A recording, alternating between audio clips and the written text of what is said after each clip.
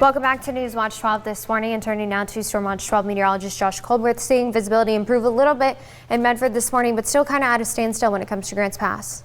Yeah, still down to 1/4 of a statute mile, and I'm keeping a close eye on some of those visibilities along the coast as well. Earlier, it was 7 statute miles for Gold Beach, now down to 5. And just given that we have fog down in Humboldt County, in Del Norte County, and fog in Coos County, it wouldn't be a big surprise for some of these gaps there along the coast to start filling in. There is certainly no gap within the Rogue Valley. We are seeing a lot of thick fog this morning. Again, the aforementioned 1/4 of a statute mile reading in Grants Pass, 1 statute mile in Medford. So take things slow on the roadways this morning. Use the low beams, all the stuff that I always tell you. Because of the increase in clouds this morning, we're not nearly as cold as we were for yesterday morning, but we're still pretty chilly. 20s over on the east side, 40s for our west side valleys and along the coast. So let me show you how things are going to shake out later in the day with Stormcast. We'll be dry for most of the day, but as we get into the mid to late evening, here comes the arrival of the next storm system, and everything becomes much more widespread as we head into the late evening and into the overnight hours. And the bulk of this is going to be along into the west of the Cascades. Maybe we have some showers lingering into the day on Wednesday. This model isn't too keen on that idea, but as we head into the later portions of the day on Wednesday, we'll have some clouds filling in, but I think most of us are probably going to be dry. We're going to get some very beneficial rainfall from this system again, especially up in the Cascades, anywhere between a half to a full inch of rain.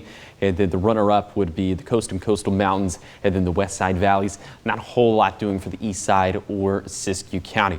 Snow levels are going to be pretty consistent all throughout the overnight hours into the morning hours of Wednesday, right around 4,500 feet. So Lakeview, Siskiyou Summit, Snowman Summit could all see that changeover to snow. And so some of those projected snowfall totals are looking a little bit beefier up in the Cascades. Anywhere between 4 to 8 inches could fall up there.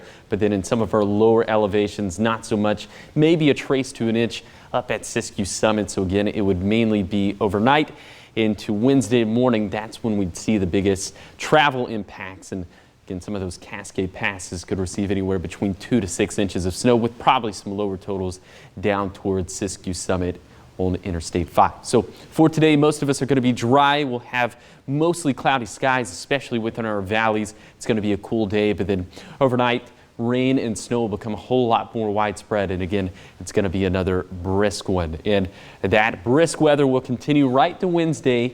And then for Thursday, we get a little bit warmer. Another breather for Thursday, but then we get back into the wet action again for Friday. That's when another storm system is poised to give us some wet weather, but especially for Saturday going into Sunday. Still some details to work out with those storm systems, but of course, the Storm Watch weather team will have you covered in that regard. So here's your 7-day forecast for the coast. A dry day, a wet day, a dry day, then all wet from beyond that. And it does look like Halloween will be impacted by some rain as well. The same thing for Siskiyou County. It's going to be a very cool stretch of weather as well. Look at that. Temperatures staying pretty consistent in the 50s and 60s. We're going to be in the 40s and 50s in the Klamath Basin. Again, we could see a changeover to snow overnight, with the snow levels dropping down to around 4,500 feet. For the Cascades and Siskiyous, that's where we'll see the biggest impacts from the storm system.